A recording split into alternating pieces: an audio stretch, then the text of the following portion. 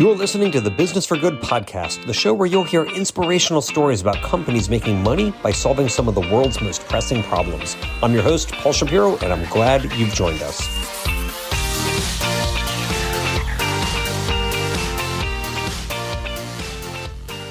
Welcome, friend, to episode number 137 of the Business for Good podcast. I'm glad to report that the new, updated, paperback edition of Clean Meat is now out in the world.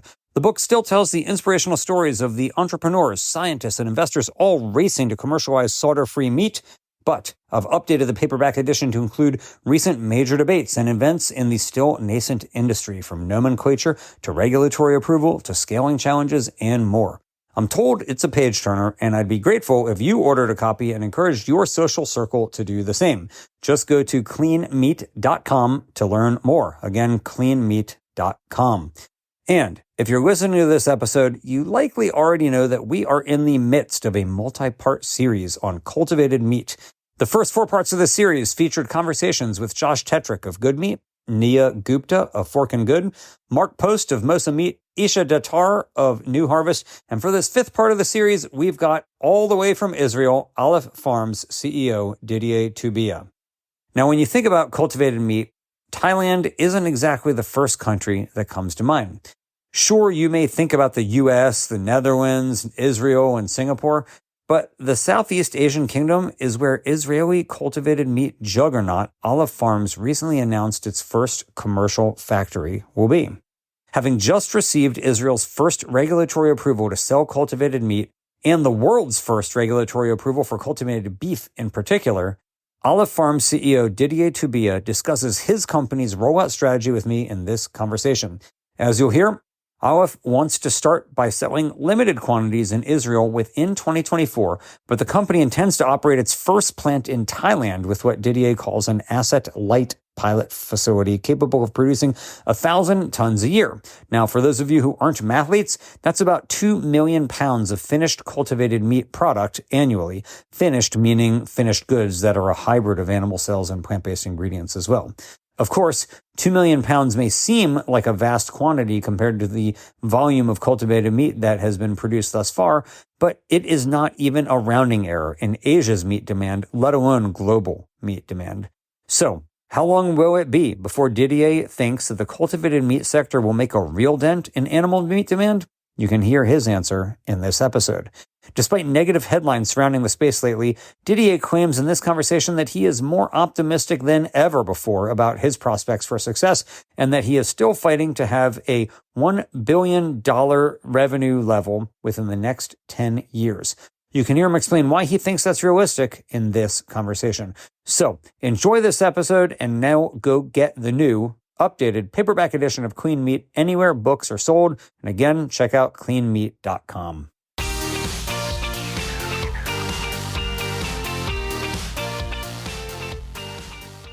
Didier, welcome to the Business for Good podcast. Hey, Paul. Thanks for having me. Hey, it's a pleasure to be talking with you. I was so honored to have you last year visit the Better Meat Co. with some other folks and get to try some of the mycoprotein products that we're making when we did our Night Under the Fermenters event. But sadly, I have not been able to visit you in Israel and get to try some of the Aleph Farm steaks yet, which I'm very eager to do. I was thinking maybe at Food Tech IL, which I was scheduled to speak at. Obviously, the Hamas massacre prevented that from occurring. But I hope that there will be a time when I can get back over there. Will that be possible, do you think, when I'm over there to try some of the steak? Of course, welcome anytime. We love to share our product with sophisticated people like you who are able to provide very focused feedback, and always happy to hear good things. You can help us. Well,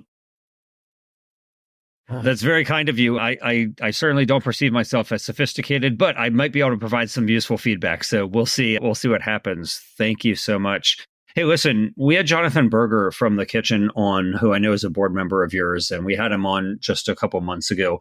And before we get started, I just wanted to comment on something he had said. He mentioned that it was something like 15% of all of Aleph Farm staff is serving in the military right now. And so I'm sure this has taken a very serious toll, obviously, on the company. And I first want to, express my thoughts and say I'm sorry for the hardship that you guys are facing from the massacre of October 7th. And also wanted to just ask, how is the company doing with so many of the staff not being able to show up for work right now? Yeah, thanks a lot. Some of the staff which has been drafted to the military came back.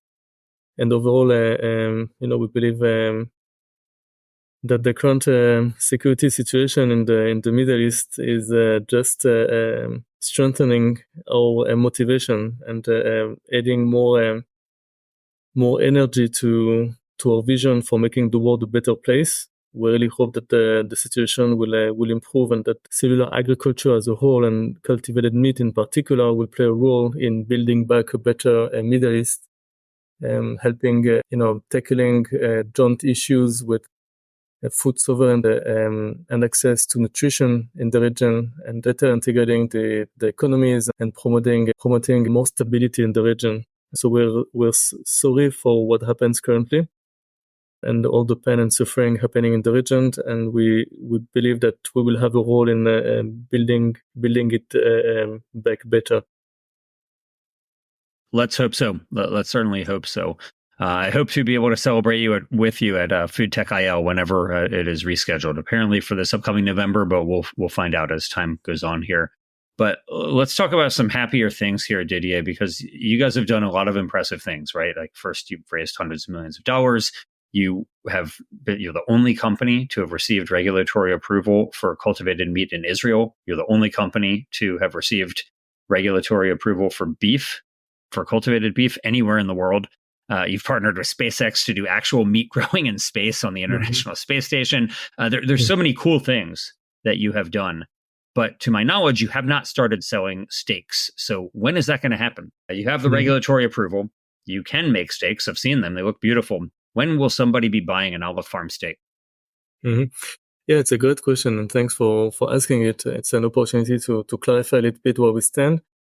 As of now, meaning mid-March, we got our product approval, which is equivalent to a no-question letter by the FDA in the US on the intrinsic safety of the product. This letter has been delivered to us in December last year, and we published it in January, a few weeks later.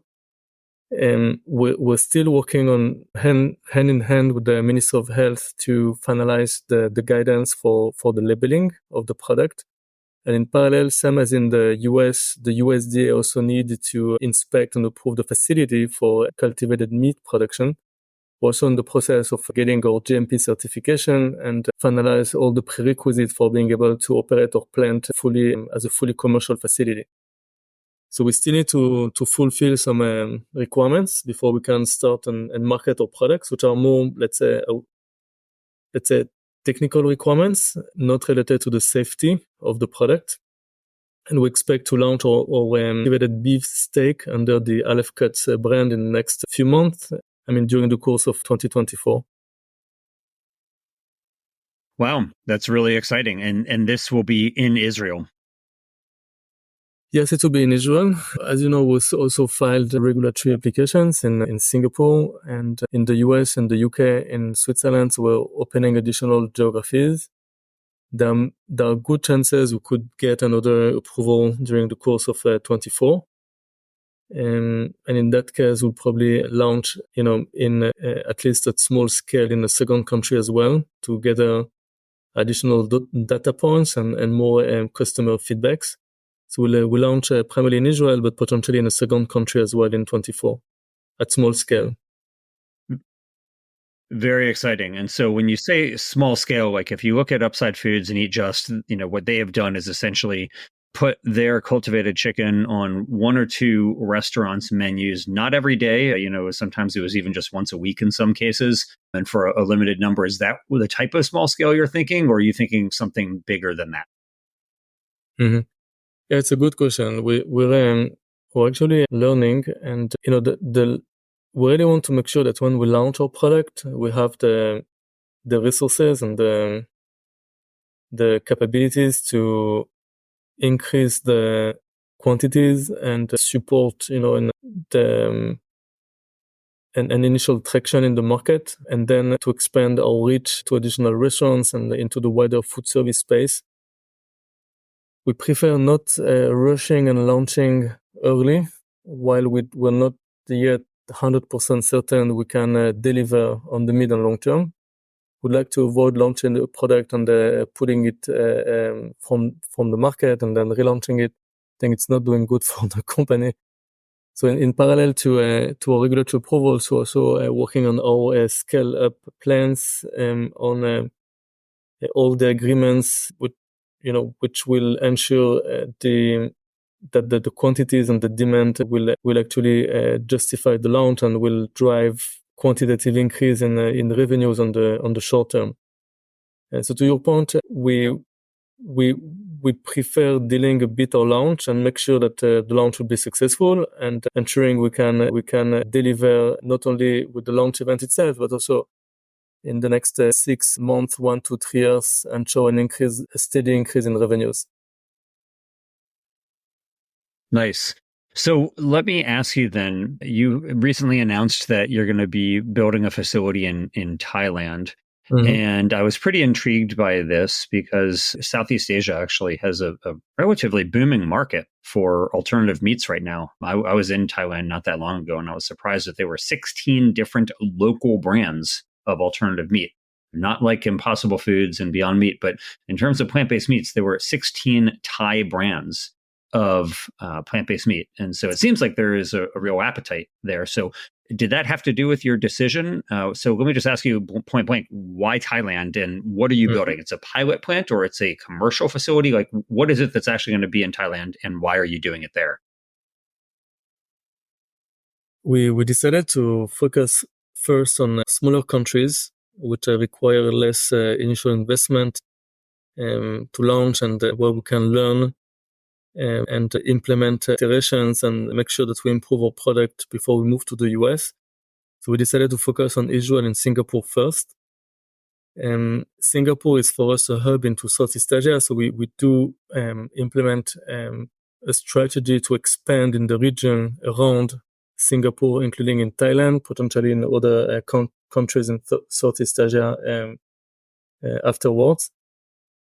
And Southeast Asia in general, Thailand in particular, are interesting geographies for a couple of reasons. First, the expected acceptance of cultivated meat is very high. We performed a market survey with our partners, Thai Union in Thailand. It was a couple of years ago, which showed 97% willingness to try cultivated meat. It sounds too high. We need to redo it.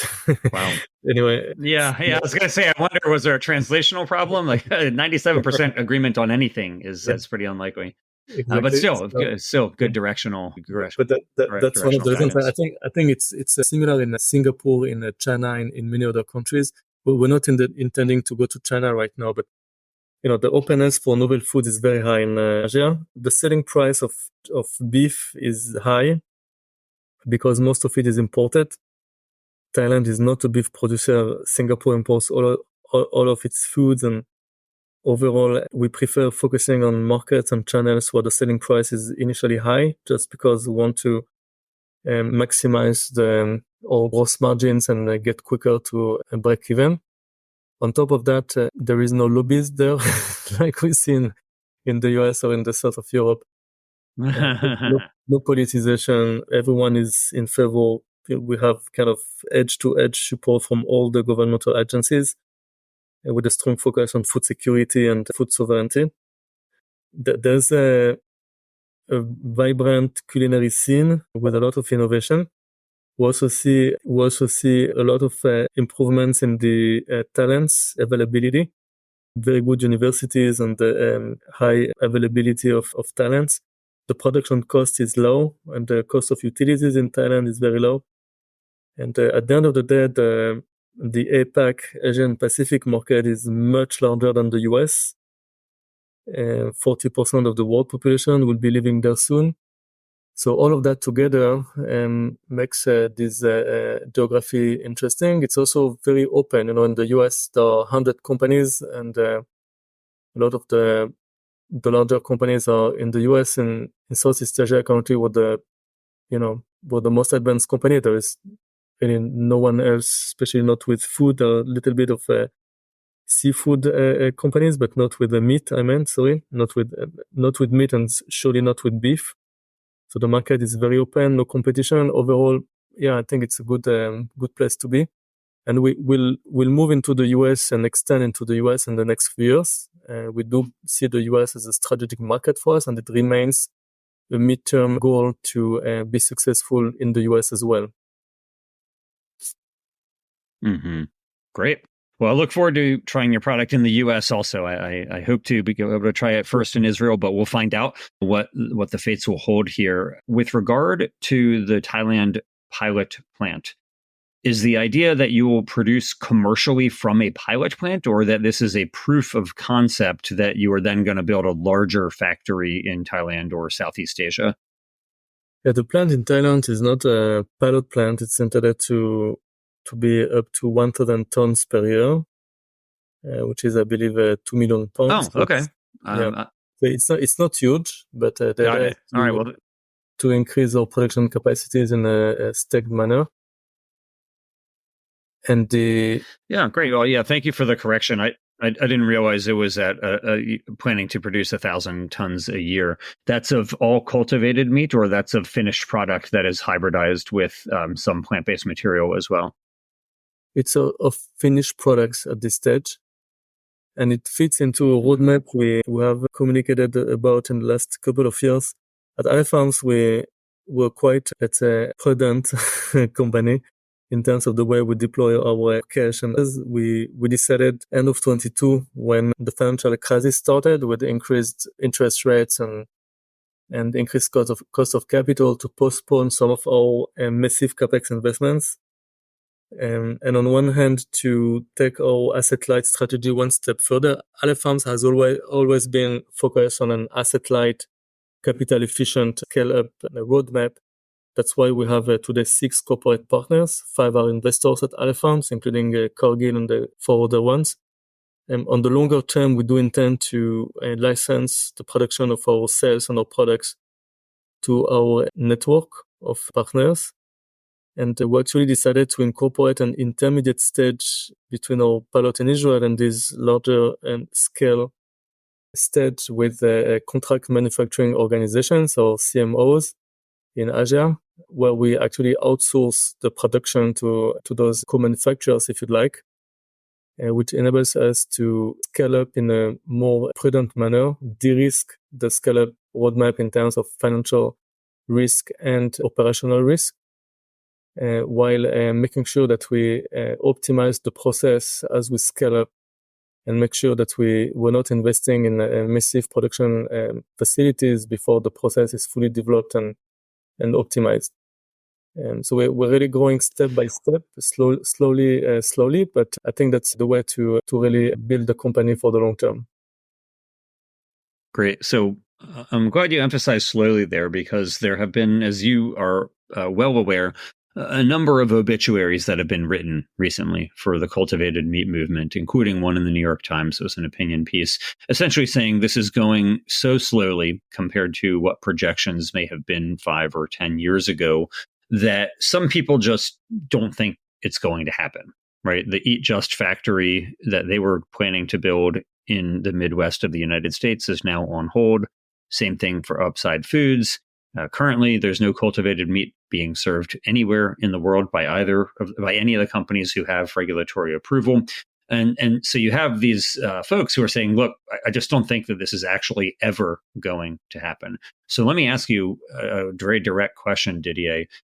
Have you learned anything in your time of running this company that makes you think that maybe it's just not possible? Has there been anything that you've come across you say, actually, there is this one hurdle that I just don't think that we're going to be able to surmount? Or are you as optimistic today as you were when you started the company? I'm much more optimistic today than when we started the company. I must say, when we started, it was a really, really high risk. We started working on Aleph Farms in 2016. We formally registered the company in 2017.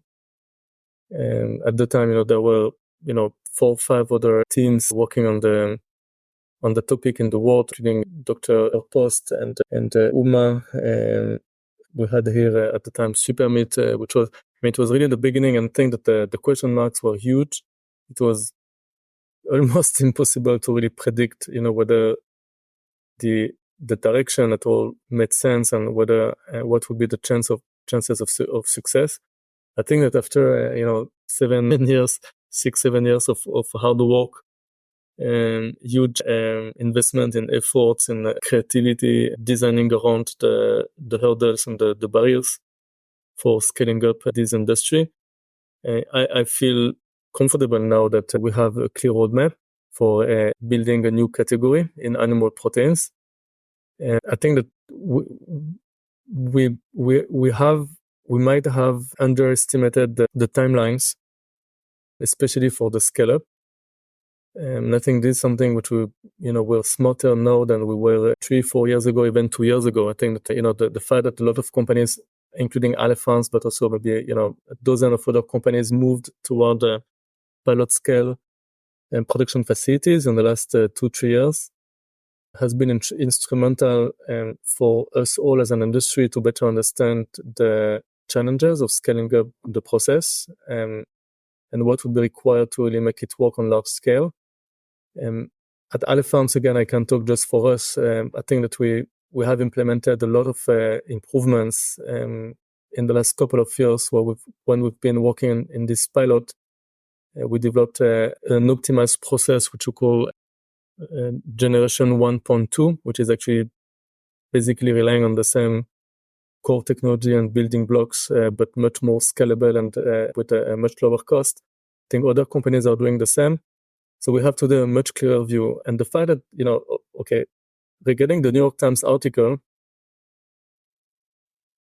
Toubia and Upside have been very open since day one that the first product which has been cleared by the FDA and USDA are not necessarily is not necessarily the product they intended to launch at scale. And that thing, once this first product has been cleared, there were huge expectations for cultivated meat to become, commodity product the day after overnight, and to be available everywhere in large quantities and low price.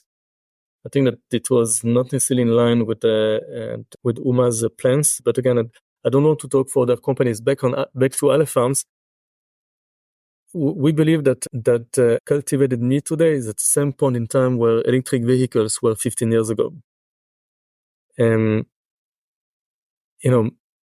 when Tesla, for instance, started, and again, electric vehicles is today, facing some other challenges. And I'm not saying that, we should compare one-to-one, but I do believe that there are a lot of analogies. In the mid-years 2000s, the electric vehicles were facing upstream supply chain issues with batteries, and there were regulatory issues.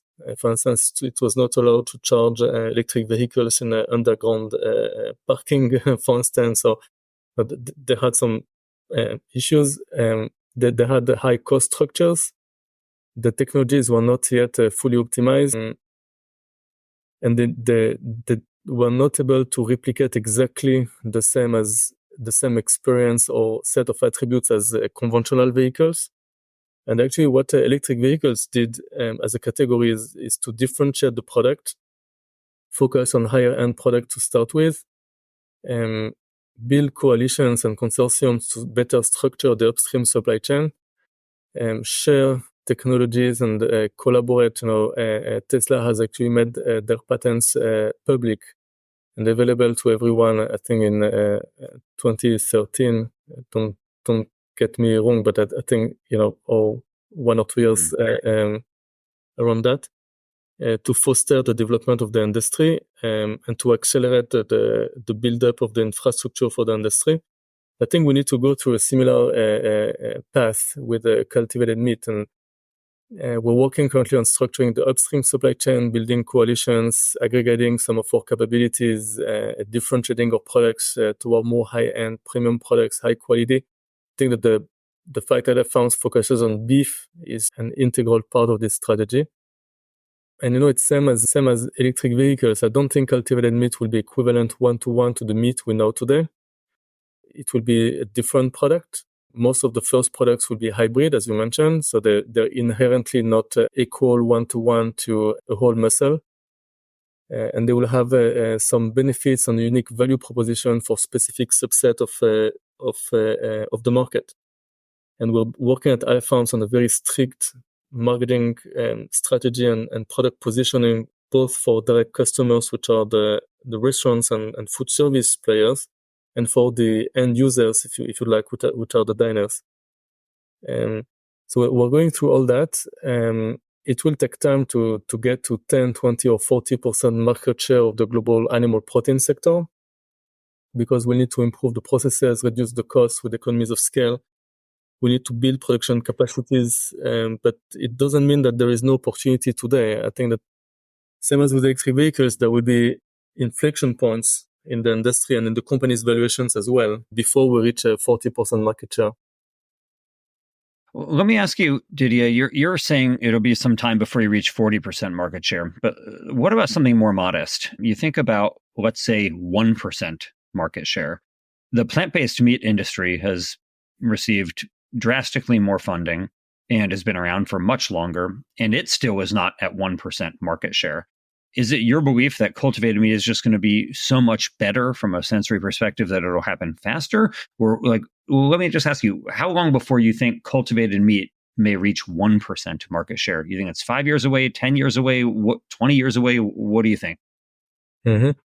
That's a good question. I think that one of the issues that we compare many times cultivated meat to plant-based meat. And of course, there's a common ground maybe between those two industries, but I think it's really different because meat is a deep tech platform. At Aleph Farms, we have 16 PhDs and 15 families of patents. We have 6 labs working 24/7, and it's really building a new category of animal-based products.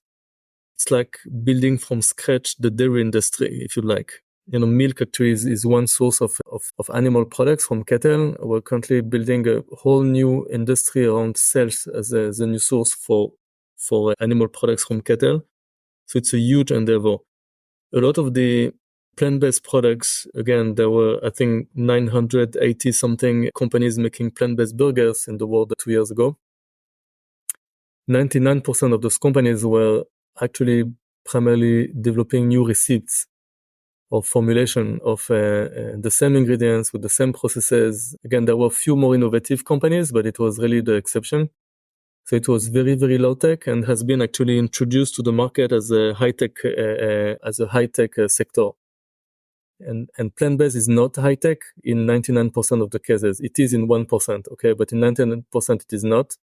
And I don't think that there's a room for that level of funding in so many startups doing more or less the same thing and with no differentiation. It's a CPG play. Plant-based is a play by the large food corporations. I don't think startups really have it was important, Impossible and Beyond were there to kind of ignite the transition. But on the long term, I think it's the play of large food corporations. Low tech, low margins. Cultivated meat is cell-based. It's completely different. So again, the comparison has some limitations.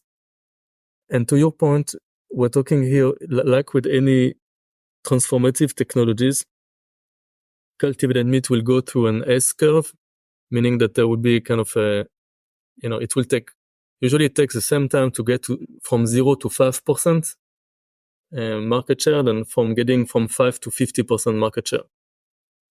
So I think that it will probably take time to get to the first 1% market share. It might take, I don't know, 1% market share in the animal protein sector is how much? $15-18 billion in revenues? I think it's more than that.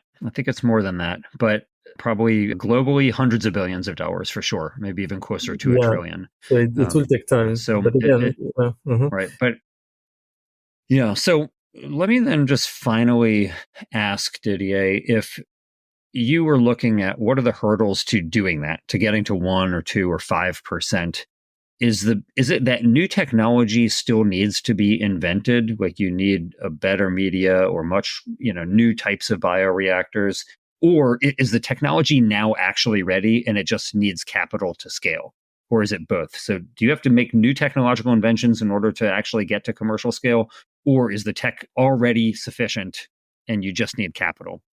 Yeah, what was really great is that in 2021, there had been a lot of money invested in many enabling technologies, actually, for cultivated meat.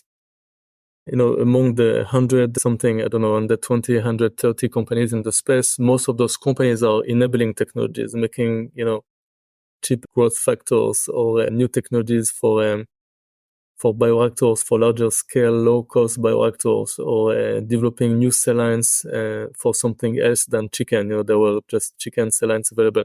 So that we've seen actually a lot of research and development funded in the last 2-3 years in the enabling technologies space, and we do see today a lot of technologies available which were not available before 2021.